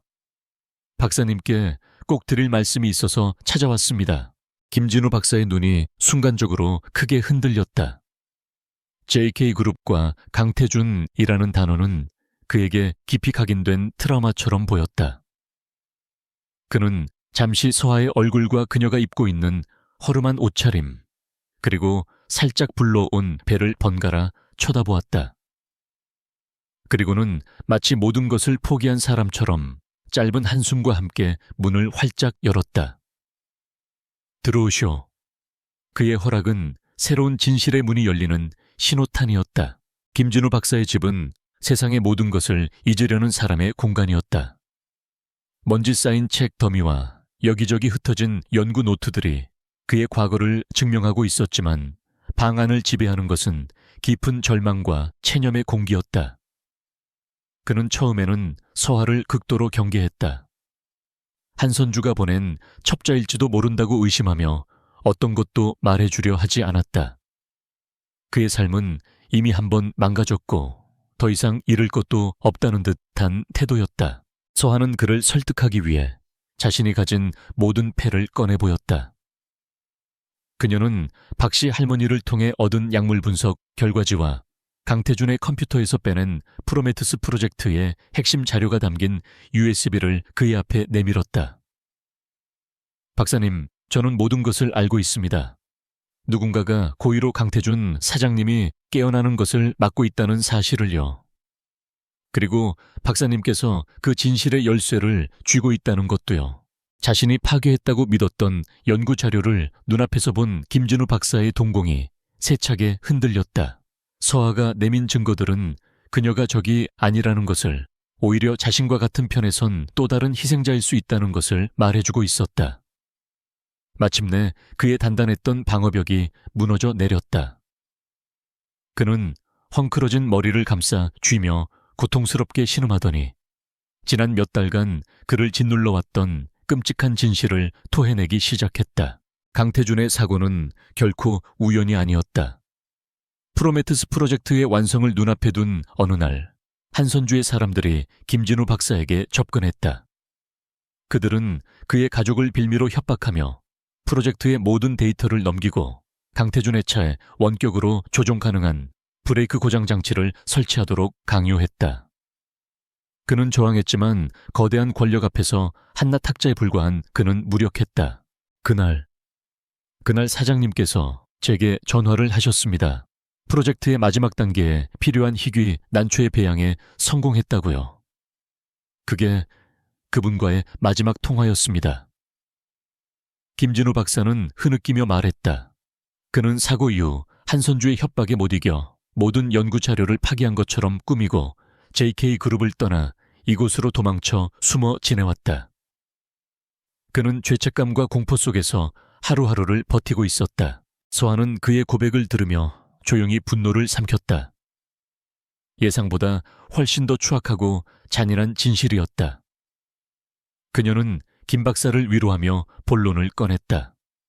박사님, 프로젝트를 완성할 방법이 있지 않나요? 태준 씨를 구할 방법이요. 그녀의 질문에 김 박사는 잠시 망설이다가 고개를 끄덕였다. 그의 눈에 아주 오랜만에 희미한 생기가 돌기 시작했다. 그는 프로메테스의 가장 핵심적인 비밀에 대해 설명했다. 프로젝트의 최종 치료제는 두 가지 요소의 결합으로 완성되었다. 하나는 그가 언급했던 희귀 난초에서 추출한 강력한 신경 활성 물질이었고, 다른 하나는 바로 환자 개인의 뇌폐에 맞춰 조율된 특수한 생체 음향 주파수였다. 약물이 뇌세포를 재생시킬 준비 상태로 만들면 이 음향 주파수가 그 과정을 촉발시키는 기폭제 역할을 한다는 것이었다. 강 사장님은 약물만으로는 완전한 치료가 불가능하다고 믿으셨습니다. 인간의 뇌는 기계가 아니니까요. 그는 소리가 가진 치유의 힘을 과학적으로 증명하려 하셨죠. 김 박사는 자신의 낡은 노트북을 켜서 서에게 그 주파수 데이터 파일을 보여주었다. 그가 파기하지 못하고 유일하게 숨겨두었던 마지막 희망이었다.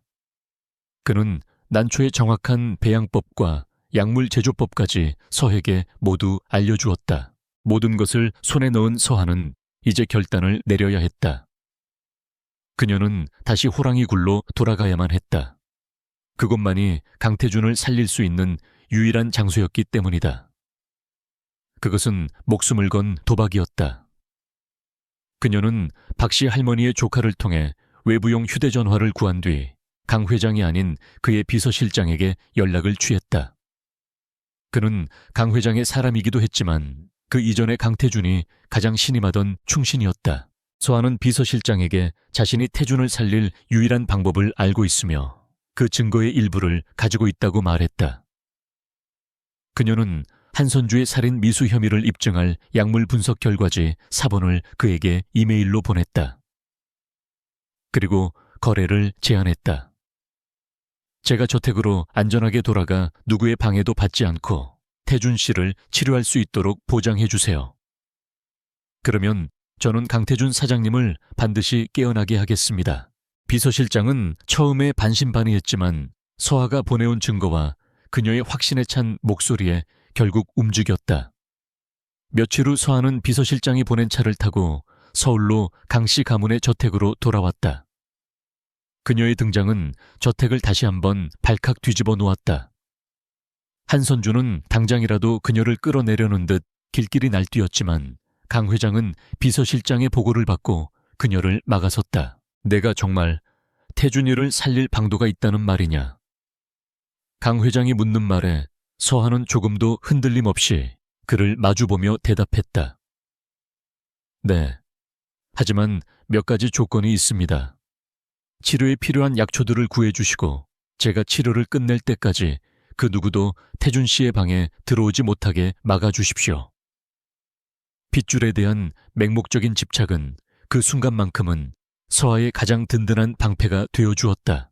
그녀가 요구한 약초들은 JK그룹의 글로벌 네트워크를 통해 단 하루 만에 모두 공수되었다. 그 중에는 김 박사가 말했던 희귀난초도 포함되어 있었다. 서하는 방 안에서 문을 걸어 잠그고 자신의 모든 지식을 총동원하여 약물을 제조하기 시작했다. 식물학자로서의 그녀의 재능이 유감없이 발휘되는 순간이었다. 모든 과정은 김 박사가 알려준 대로 정확하게 이루어졌다. 마침내 해독제가 완성되었다. 서하는 떨리는 손으로 강태준의 정맥에 조심스럽게 약물을 주입했다. 이제 남은 것은 마지막 단계 생체 음향 주파수를 들려주는 것뿐이었다. 그녀는 태준의 어머니가 남긴 수첩 속 암호 안드로메다 21을 이용하여 그의 개인 태블릿 PC의 잠금을 해제했다. 그 안에는 김 박사가 말했던 특수 음향 재생 프로그램이 설치되어 있었다. 그녀는 재생 버튼을 눌렀다. 스피커를 통해 인간의 귀로는 거의 들리지 않는 미세한 고주파음이 흘러나오기 시작했다. 방 안은 숨막히는 긴장감으로 가득 찼다. 1분, 5분, 10분. 시간이 흘렀지만 강태준은 미동도 하지 않았다. 문 밖에서는 초조하게 기다리는 강 회장과 이 모든 것이 실패하기를 바라는 한선주의 기척이 느껴졌다. 서하의 심장이 절망적으로 가라앉기 시작했다. 바로 그 순간이었다. 태준의 뇌파를 측정하던 모니터의 그래프가 갑자기 격렬하게 요동치기 시작했다. 삐삐삐미 경고음이 날카롭게 울렸다. 그리고 굳게 닫혀있던 그의 손가락 중 하나가 미세하게 움찔했다. 서하는 저도 모르게 숨을 멈췄다. 기적은 거기서 끝나지 않았다. 그의 긴 속눈썹이 파르르 떨리더니 몇 달 동안 굳게 닫혀있던 눈꺼풀이 아주 서서히 천천히 위로 들어 올려졌다. 방 안이 모든 소음이 거짓말처럼 멎었다. 서하는 그의 눈을 마주보았다. 아직 초점이 맞지 않아 흐릿했지만 그 눈은 분명히 뜨여 있었다. 그의 메마른 입술이 아주 조금씩 움직였다. 그리고 마침내 몇 달간의 깊은 침묵을 깨고 그의 목소리가 흘러나왔다. 너무나도 작고 갈라진 그러나 분명한 목소리였다. 그 한마디에 문 밖에서 엿듣고 있던 한선주의 얼굴이 새하얗게 질려버렸다. 게임의 판이 완전히 뒤집히는 순간이었다. 강태준이 눈을 떴다는 소식은 저택을 뒤흔든 지진과도 같았다. 의사들이 몰려와 그의 상태를 확인하는 동안 문 밖에서는 강 회장의 기쁨에 찬 목소리와 한선주의 불안에 찬 침묵이 교차했다. 강태준은 혼탁한 시야 너머로 자신을 둘러싼 얼굴들을 천천히 훑어보았다. 아버지의 탐욕스러운 기쁨, 계모에 감추지 못한 경악, 그리고 자신을 깨운 낯선 여자 윤서아의 침착한 눈빛.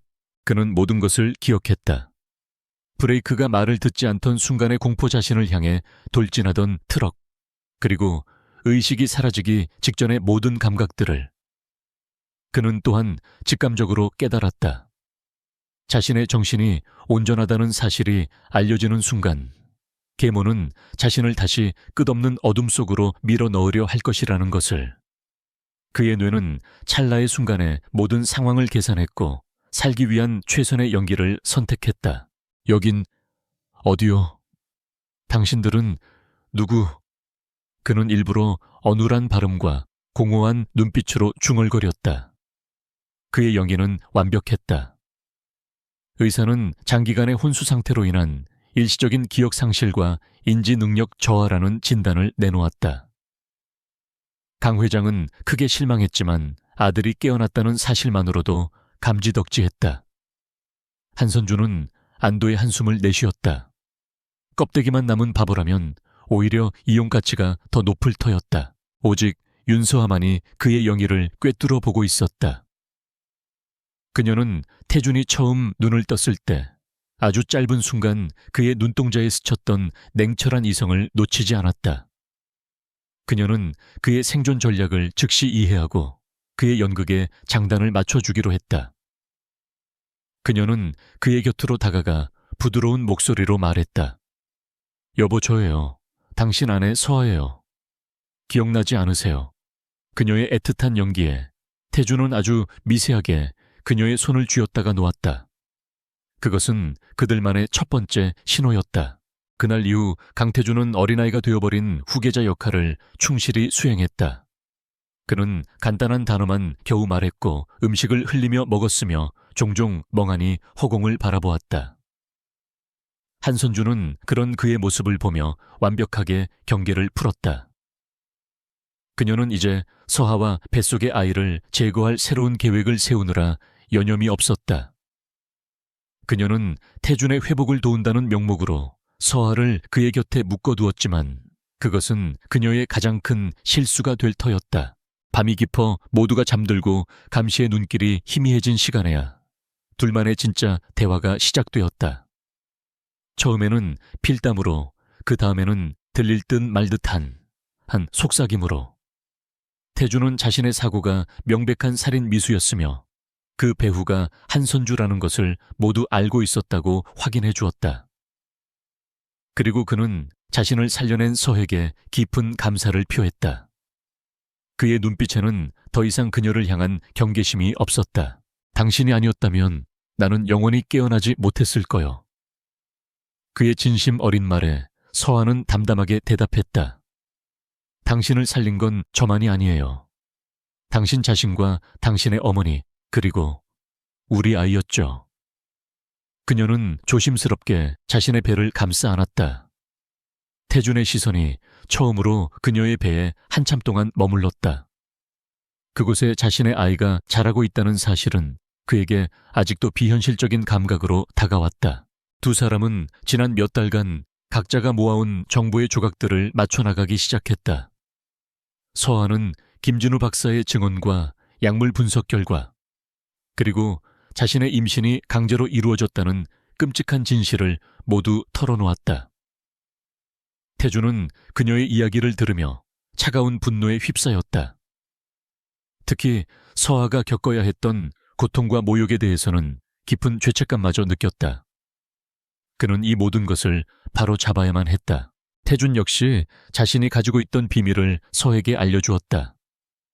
그가 추진하던 프로메테스 프로젝트는 단순히 신약을 개발하는 것을 넘어 한선주와 그녀의 친정 세력이 그룹 내에 심어놓은 부패의 고리를 끊어내고 회사를 혁신하려는 거대한 계획의 일부였다.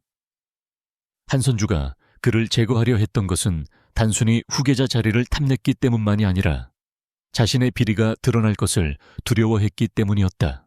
내 어머니가 남긴 수첩 속 암호, 안드로메다 21, 마리오. 태준이 나지막이 말했다.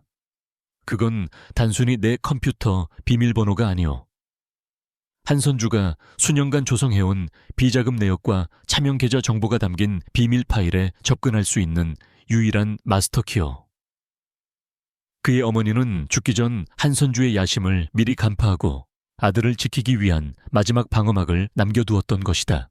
이제 모든 진실이 밝혀졌다. 그들에게는 증거도 명분도 충분했다. 남은 것은 방역의 시기와 방법을 결정하는 것뿐이었다. 그들은 한선주를 법의 심판대에 세우고 그녀의 세력을 그룹에서 완전히 뿌리 뽑아야만 했다. 태주는 그 무대로 한 달 뒤에 열릴 JK그룹 정기 주주총회를 지목했다. 그곳이야말로 모든 진실을 만천에 공개하고 그녀에게 가장 치욕적인 패배를 안겨줄 수 있는 최적의 장소였다. 그때부터 그들의 은밀하고 위험한 공조가 시작되었다. 낮에는 서하는 기억을 잃은 남편을 돌보는 헌신적인 아내를 태주는 아무것도 모르는 백치 환자를 연기했다.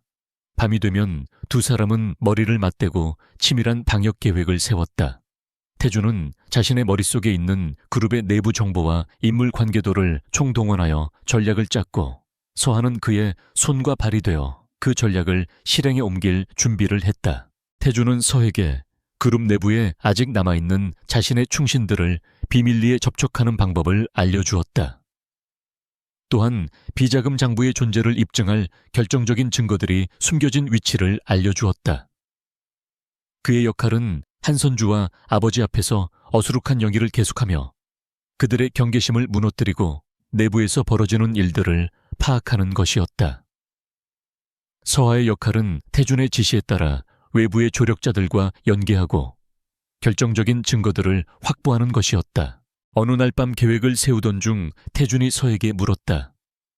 무섭지 않소? 이 모든 일이 끝나면 당신은... 그는 말을 잇지 못했다. 이 결혼은 처음부터 비정상적이었고 모든 것이 해결된 뒤에 그녀가 자신을 떠나더라도 할 말이 없었다. 서하는 창밖의 달을 바라보며 조용히 대답했다. 무서워요. 하지만 도망치지는 않을 거예요. 이 아이에게는 아버지가 필요하니까요. 그리고 나에게는 이 모든 것을 끝내야 할 이유가 있으니까요. 그녀의 대답에 태주는 아무 말도 할 수 없었다. 그는 그저 그녀의 어깨를 가만히 감싸 안았다. 비록 시작은 거짓과 음모로 얼룩졌지만 생사의 기로에서 서로를 구원한 두 사람 사이에는 이미 단순한 동맹 이상의 감정이 싹트고 있었다. 그것은 전우이자 파트너십이었고 어쩌면 희미한 사랑의 시작일지도 몰랐다. 그들은 이제 외롭지 않았다. 같은 목표를 향해 나아가는 완벽한 한 팀이 되었다. 주주총회 날까지 남은 시간은 한 달. 그들의 마지막 전쟁이 서서히 막을 올리고 있었다. JK그룹의 정기 주주총회가 열리는 날, 호텔 연회장은 보이지 않는 전쟁의 기운으로 가득했다. 한선주와 강기준은 승리를 확신하는 듯 여유로운 미소를 띤 채 주요 주주들과 인사를 나누고 있었다. 그들은 강태준이 의식불명인 상태에서 깨어났지만 사실상 식물인간이나 다름없다는 소문을 퍼뜨렸고 강 회장의 판단력 또한 흐려졌다고 암암리에 흘렸다. 이제 그들이 준비한 마지막 한 방만 터뜨리면 JK그룹은 완전히 그들의 소나귀에 들어올 터였다. 만삭의 몸으로 연회장에 들어선 윤서하는 모든 이의 시선을 한 몸에 받았다. 동정, 경멸, 호기심이 뒤섞인 시선들이 그녀에게 쏟아졌다. 한선주는 일부러 다가와 그녀의 배를 쓰다듬으며 위선적인 미소를 지었다. 아가 힘들 텐데 여기까지 어쩐 일이니? 이런 골치 아픈 자리는 남자들에게 맡기고 어서 들어가 쉬렴. 그녀의 말 속에는 네가 있을 자리가 아니다라는 명백한 경고가 담겨 있었다. 서하는 그런 그녀를 향해 희미하게 미소 지으며 대답했다. 감사합니다, 어머님. 하지만 제 아이가 앞으로 살아갈 곳인데 엄마로서 어떤 곳인지 미리 알아두는 것도 나쁘지 않겠지요. 그녀의 차분한 응수에 한선주의 미간이 미세하게 찌푸려졌다. 잠시 후 휠체어에 앉은 강태준이 비서에 부축을 받으며 등장했다. 그는 여전히 초점 없는 눈으로 허공을 응시하고 있었다. 그의 모습은 한선주 측의 주장에 힘을 실어주는 듯 보였다. 마침내 강 회장이 의장석에 앉으며 주주총회의 시작을 알렸다. 몇 가지 안건이 형식적으로 처리된 후 마침내 강희준이 자리에서 일어났다. 그는 비장한 표정으로 연단을 향해 걸어나갔다. 존경하는 주주 여러분, 저는 오늘 무거운 마음으로 이 자리에 섰습니다. 아시다시피 저희 JK그룹은 지금 중대한 위기에 처해 있습니다. 연로하신 아버님과 불의의 사고로 정상적인 경영 활동이 불가능해진 형님을 대신하여 이제는 새로운 리더십이 필요할 때입니다. 그의 연설은 한선주가 짜준 각본대로 흘러갔다. 그는 그룹의 위기를 과장하고 자신의 젊음과 패기를 내세우며 자신이 그룹을 이끌 적임자임을 역설했다.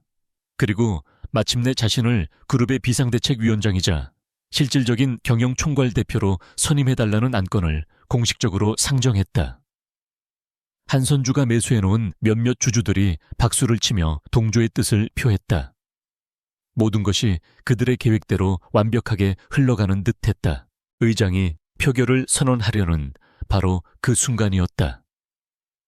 잠시만요, 의장님. 조용하지만 단호한 목소리가 연회장 전체에 울려 퍼졌다. 모든 사람의 시선이 목소리의 주인 윤서에게로 향했다. 그녀는 천천히 자리에서 일어섰다. 이 안건에 대해 주주로서 제 의견을 말씀드려도 되겠습니까? 한선주가 어이없다는 듯 비웃었다. 아가 지금 농담할 때가 아니란다. 어서 자리에 앉거라. 하지만 서한은 물러서지 않았다. 저는 강태준 사장님의 아내이기 이전에 강 회장님께서 설립하신 신탁기금의 유일한 후견인입니다. JK그룹 지분 30%를 위임받은 대주주로서 이 안건에 대해 발언할 정당한 권리가 있습니다. 그녀의 당당한 태도에 연 회장이 술렁이기 시작했다. 강 회장은 복잡한 표정으로 그녀를 바라보다가 마침내 작게 고개를 끄덕였다. 연단에 선 서한은 잠시 숨을 골랐다. 그녀는 준비해온 자료가 담긴 USB를 직원에게 건네 연 회장 중앙에 거대한 스크린에 띄우도록 했다. 스크린에 나타난 것은 약물 성분 분석 결과지였다. 강희준 전무님께서는 리더십의 위기를 말씀하셨지만 저는 JK그룹의 진짜 위기는 리더십이 아닌 도덕성의 위기라고 생각합니다. 이 자료는 제 남편 강태준 사장이 몇 달간 의식을 회복하지 못했던 진짜 이유를 보여주고 있습니다. 그녀는 침착한 목소리로 누군가가 고의로 신경 억제제를 투여하여 남편의 회복을 막아왔다는 사실을 폭로했다. 연 회장은 충격으로 아수라장이 되었다. 한선주가 벌떡 일어나 고함을 질렀다. 지금 제정신이 아니구나. 어디서 감히 그런 말도 안 되는 거짓말을. 그녀의 격렬한 부정에도 불구하고 주주들의 눈빛은 이미 의심으로 가득 차 있었다. 바로 그때였다. 모두가 잊고 있던 휠체어에서 강태준이 아주 천천히 그러나 자신의 힘으로 자리에서 일어섰다. 연 회장의 모든 소음이 거짓말처럼 멎었다. 사람들은 유령이라도 본 듯한 표정으로 그를 바라보았다. 그는 더 이상 멍한 표정의 환자가 아니었다. 그는 한 걸음 한 걸음 비틀거림 없이 당당하게 연단을 향해 걸어갔다. 그의 눈빛은 얼음처럼 차갑고 예리하게 빛나고 있었다. 연단 중앙에 선 그는 마이크를 잡았다. 그리고 그의 입에서 나온 첫 마디는 연 회장 전체를 얼어붙게 만들었다. 제 아내의 말에 일부는 동의할 수 없군요. 증명되지 않은 의혹만으로 사람을 범죄자로 몰아서는 안 되겠지요. 그는 잠시 말을 멈추고 새하얗게 질린 한선주를 똑바로 쳐다보았다. 그러니 지금부터 제가 직접 증명해 보이겠습니다. 그는 비서에게 자신의 개인 노트북을 스크린에 연결하라고 지시했다. 그리고 모든 주주들이 보는 앞에서 안드로메다 20이라는 비밀번호를 입력했다. 스크린에는 복잡한 회계 장부가 나타났다. 그것은 지난 10년간 한선주와 그녀의 친정 식구들이 JK그룹의 자금을 어떻게 빼돌리고 비자금을 조성했으며 불법적인 로비를 해왔는지를 보여주는 완벽한 증거였다. 이것이 당신들이 말하는 새로운 리더십의 실체입니까? 태준의 목소리가 연 회장을 울렸다. 한선주는 아무 말도 하지 못하고 입술만 파르르 떨었다. 하지만 태준의 공격은 거기서 끝나지 않았다. 그리고 이것이 바로 당신들의 도덕성입니다. 그는 마지막으로 음성 파일 하나를 재생했다. 파일에서는 한선주가 자신의 신복에게 태준의 차 브레이크를 조작하라고 지시하는 명백한 살인교사 정황이 담긴 대화가 흘러나왔다. 모든 것이 끝났다. 한선주는 다리에 힘이 풀린 듯 그대로 주저앉아 버렸다. 강희준은 넋이 나간 사람처럼 멍하니 스크린만 바라보고 있었다. 강 회장은 믿을 수 없는 진실 앞에서 참담한 표정으로 눈을 감았다. 연 회장 뒷문이 열리며 미리 대기하고 있던 경찰들이 들이닥쳤다. 그들은 곧장 연단으로 다가가 살인 미수 및 횡령 혐의로 한선주와 강희준에게 체포영장을 제시했다. 아니야, 이건 모함이야. 나는 아무것도 몰라. 한선주는 발악하며 끌려나갔다. 한때 우아함과 기품의 상징이었던 그녀의 모습은 온데간데 없었다. 비참하고 초라한 범죄자의 마지막 발악만이 남아있을 뿐이었다. 소동이 끝나고 연 회장에는 무거운 침묵만이 감돌았다. 태주는 모든 힘을 소진한 듯 지친 눈으로 서하를 바라보았다. 서하는 자신도 모르게 배를 감싸 안으며 그를 향해 희미하게 고개를 끄덕였다. 길고 길었던 전쟁이 마침내 그들의 승리로 막을 내린 순간이었다. 주주총회의 폭풍이 지나간 후 JK그룹과 강씨 가문에는 거대한 후폭풍이 몰아쳤다. 언론은 연일 재벌가의 추악한 민낯을 대서특필했고 한선주와 강희준의 범죄 행각은 대한민국 전체를 충격에 빠뜨렸다. 증거가 너무나도 명백했기에 법적인 처벌은 신속하고 단호하게 이루어졌다. 한선주는 살인 미수와 횡령 등 모든 혐의가 인정되어 무기징역에 가까운 중형을 선고받았고 강희준 역시 공범으로 오랜 시간 동안 감옥에서 죗값을 치르게 되었다. JK그룹의 주가는 일시적으로 폭락했지만 강태준이 경영 전면에 복귀하여 모든 것을 정상으로 되돌려놓기 시작하면서 빠르게 안정을 되찾았다. 그는 가장 먼저 그룹의 윤리 경영을 선언하고 한선주와 연관된 모든 부패한 임원들을 가차없이 해고했다. 그의 단호하고 신속한 조치에 시장과 대중은 오히려 JK그룹에 대한 신뢰를 보내기 시작했다.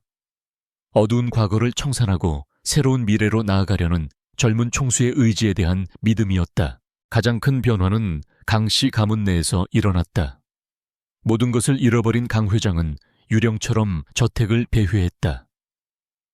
그는 자신의 맹목적인 욕심과 어리석은 판단이 아들을 죽음의 문턱까지 몰고 갔으며 가문을 돌이킬 수 없는 나락으로 떨어뜨렸다는 사실을 비로소 깨달았다. 어느 날 저녁 그는 태준과 서하를 자신의 서재로 불렀다. 한때 그의 권위로 가득 찼던 공간은 이제 깊은 회한과 쓸쓸함만이 감돌고 있었다. 그는 두 사람 앞에 깊이 고개를 숙였다. 내가 모든 것을 망쳤다. 이 늙은이의 욕심이 너희 모두를 불행하게 만들었구나. 태준아, 이 아비를 용서하지 마라. 그리고 서하 아가, 너에게는 평생 갚아도 모자랄 죄를 지었다. 나를 저주하거라. 그의 목소리는 힘없이 떨리고 있었다. 태준은 아무 말 없이 아버지를 바라보았다. 용서는 쉽지 않았지만 완전히 무너져 내린 노인의 모습에서 그는 일말의 연민을 느꼈다. 그 자리에서 강 회장은 그룹의 경영과 가문의 모든 일에서 완전히 손을 떼겠다고 선언했다. 그는 남은 인생을 속죄하는 마음으로 살겠다며 작은 시골 마을로 내려가겠다고 했다. 다음 날 그는 아주 작은 집만 챙겨 평생을 바쳤던 자신의 왕국을 떠났다. 그의 퇴장은 한 시대의 종말을, 그리고 새로운 시대의 시작을 알리는 상징적인 사건이었다. 몇 달의 시간이 흘렀다. 강태준은 남해 어촌의 은둔에 있던 김진우 박사를 다시 삼고 초려하여 JK그룹의 신약연구소 소장으로 영입했다. 그리고 프로메테스 프로젝트를 그룹의 최우선 과제로 삼아 전폭적인 지원을 아끼지 않았다. 그의 목표는 더 이상 부의 축적이 아니었다. 사람의 생명을 살리는 위대한 기술을 완성하여 세상에 기여하는 것. 그것이 그의 새로운 비전이자 꿈이 되었다. 윤서하는 더 이상 숨막히는 저택의 며느리가 아니었다. 그녀는 태준의 가장 든든한 동반자이자 사업적 파트너가 되었다. 그녀의 제안에 따라 JK그룹은 거대 자본을 출연하여 상록수 재단이라는 이름의 식물연구 및 환경보호재단을 설립했고 서한은 그 재단의 이사장이 되었다. 그녀는 자신의 지식과 재능을 마음껏 펼치며 세상의 모든 생명을 위한 의미 있는 일을 시작했다. 그들의 관계도 서서히 변화했다. 음모와 위협 속에서 서로를 의지하며 싹텄던 동지애는 평화로운 일상 속에서 따뜻하고 부드러운 애정으로 무르익어 갔다. 그들은 더 이상 과거의 악몽에 얽매이지 않았다. 대신 함께 만들어갈 미래와 곧 태어날 아이에 대해 이야기하며 웃고 서로의 상처를 보듬어 주었다. 그들은 처음으로 평범한 연인들처럼 함께 저녁을 먹고 산책을 하고 아이의 방을 꾸몄다. 어느 화창한 봄날 태주는 서아를 데리고 그가 새롭게 꾸민 유리 온실로 갔다. 그곳에는 세상의 모든 희귀한 식물들이 자라고 있었지만 온실의 가장 중앙에는 단 한 종류의 꽃, 바로 태준을 깨어나게 했던 그 신비로운 난초가 자라고 있었다. 이 꽃의 이름은 아이리스여. 그리스 신화에서 희망과 새로운 소식을 전하는 무지개의 여신이지. 태주는 조심스럽게 난초 한 송이를 꺾어 서아의 머리에 꽂아 주었다. 당신이 내게는 아이리스였소. 끝없는 어둠 속에서 나를 건져 올려준 유일한 희망. 그리고 새로운 삶을 가져다 준 무지개였지. 그는 서아의 손을 부드럽게 잡고 그녀의 불러온 바위 위로 자신의 손을 포겠다. 서아 씨, 아니, 서아야. 비록 우리의 시작은 비정상적이었지만 이제부터라도 당신의 진짜 남편, 그리고 이 아이의 진짜 아버지가 될 기회를 주지 않겠소. 서아의 눈에 조용한 눈물이 고였다. 그녀는 말없이 고개를 끄덕였다. 길고 긴 겨울이 끝나고 마침내 그들에게도 따뜻한 봄이 찾아온 것이었다. 몇 주 후 서아는 진통 끝에 건강한 사내 아이를 출산했다. 아이는 아버지를 닮아 늠름한 이목구비를, 어머니를 닮아 맑고 총명한 눈을 가지고 있었다. 아이의 울음소리는 지난 시간의 모든 아픔과 상처를 씻어내는 듯 병실을 희망으로 가득 채웠다. 태주는 서툰 솜씨로 아이를 안아들고 벅찬 감정을 감추지 못했다. 그는 아이의 작은 뺨에 입을 맞추고 지친 모습으로 자신을 보며 미소 짓고 있는 서아의 입에도 부드럽게 입을 맞췄다. 고맙소. 정말 고맙소, 서아야. 당신과 이 아이를 평생 내 목숨보다 더 소중히 여기겠소. 그의 약속은 세상에서 가장 진실하고 아름다운 고백이었다. 그들은 아이의 이름을 시우리유라고 지었다. 때를 맞춰 내리는 단비라는 뜻이었다. 가장 척박하고 메마른 순간에 찾아와 모든 것을 소생시킨 아이. 아이는 그들에게 살아갈 이유이자 미래 그 자체였다. 창밖으로는 따스한 햇살이 쏟아져 내리고 있었다. 한 소녀가 거대한 운명에 휩쓸려 시작되었던 기묘한 이야기는 이제 한 가족의 행복하고 평범한 이야기로 새롭게 시작되고 있었다.